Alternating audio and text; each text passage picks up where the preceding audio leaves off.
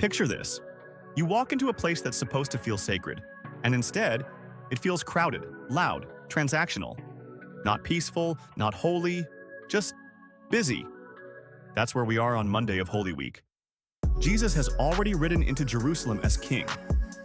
The crowd shouted. The moment felt electric.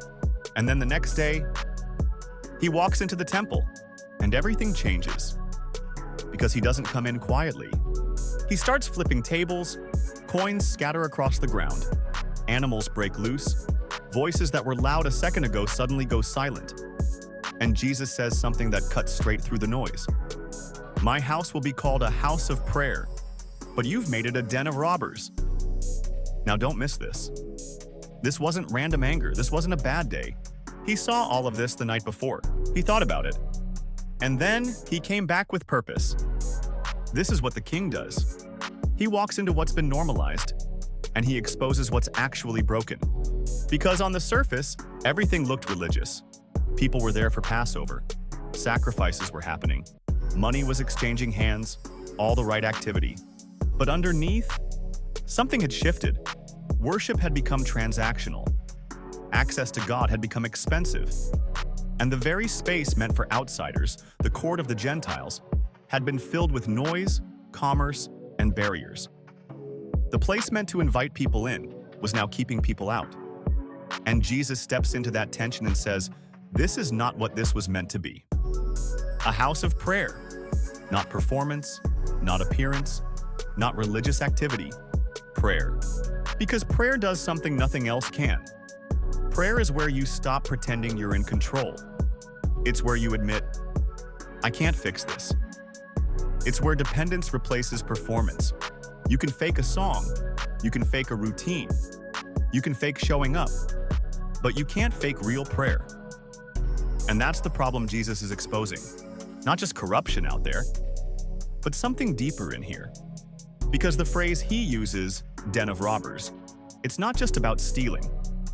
A den is where robbers hide after the crime. It's a safe place, which means the temple had become a place where people could live however they wanted out there. And then come in here and feel covered, protected. Like proximity to God meant purity before God. And here's where it gets uncomfortable. Because that instinct didn't stay in the first century. We still do this. We show up, we sing, we sit through a message. Maybe we even serve or give. And somewhere in us is this quiet assumption, I'm here, so I must be good. But Jesus is clear. Proximity does not equal purity. Being around spiritual things is not the same as being surrendered to God. And this is where everything turns. Because after the tables are flipped, after the noise dies down, Matthew tells us something almost easy to miss. The blind and the lame come to Jesus, and he heals them. Do you see it? When the obstruction is removed, the people who were kept at a distance are finally able to come near. Cleansing makes space for restoration. Jesus didn't clear the temple to shut it down. He cleared it to open it up, to restore what it was always meant to be. A place where broken people can actually reach God. And that's not just a temple story anymore. Because now, we are the temple. That's what Scripture says. Which means this isn't just about what happened back then. It's about what Jesus is still doing right now. In you. In me. So here's the real question. If Jesus walked into every corner of your life, what would he overturn? What's been set up that doesn't belong there? Maybe it's performance, doing all the right things but without real dependence.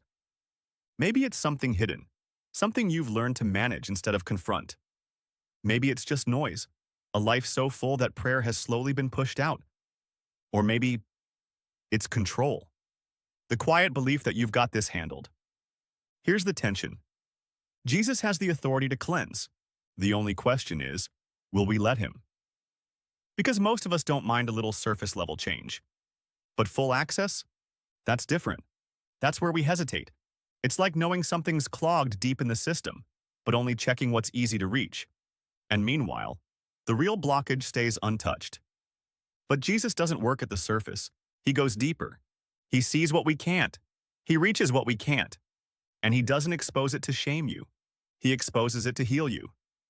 That's the heart behind the table flipping. Not destruction, restoration. So what does this actually look like? It starts simple. One honest prayer. Not polished, not long, just real. Jesus, show me what needs to go. And then, stay there long enough to hear the answer. Don't edit it. Don't explain it away. Just be honest. And maybe even invite someone you trust into that process, because we're often blind to the very things holding us back. That's one of the things Pastor Charles has been helping our church see at the church at Estrella. We weren't meant to figure this out alone. We need people who help us see clearly, who help us stop hiding. Because this was never about cleaning yourself up. It's about letting the King restore what's been blocked. Because when access is restored, healing follows. So here's where this lands. Not with pressure, but with an invitation. Let him in. All the way in. Every room. Every corner. Even the ones you've learned to keep hidden. Because the same Jesus who flipped tables is the same Jesus who stayed and healed. And he's still doing that today.